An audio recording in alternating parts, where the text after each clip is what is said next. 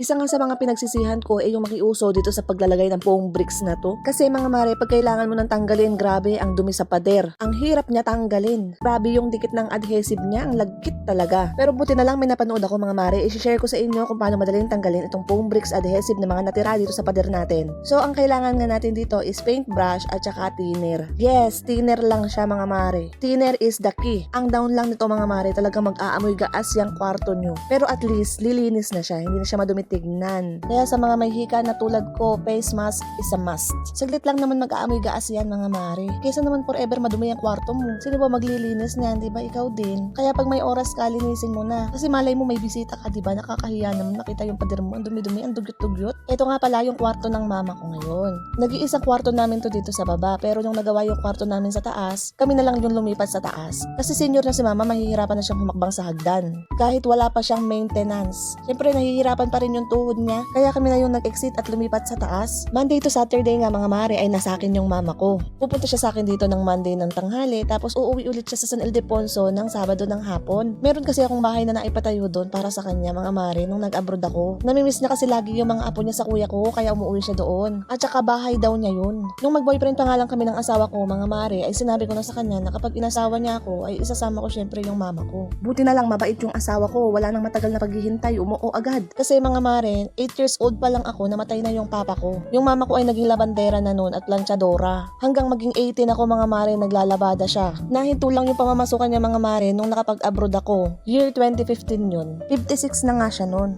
Pero alam nyo ba mga mare, ang galing ng mama ko, kahit 150 lang ang binabayad sa kanya sa laba at plancha. Never kami naputulan ng kuryente, nababayaran niya lahat ng dapat bayaran. Pero syempre mga mare, wala kaming ibang gamit sa bahay kundi electric fan, TV, tsaka ilaw. Hindi rin kami namulat sa utang mga mare. Talagang kung maigsi ang kumot, mamamaluktot ka talaga. At saka kahit maliit lang yung kinikita niya mga mare, siya pa yung nakakapagpautang ha. Ito naalala ko pa, meron siyang pinautang, nilalagpasan lang siya kapag sinisingil niya. Oh no!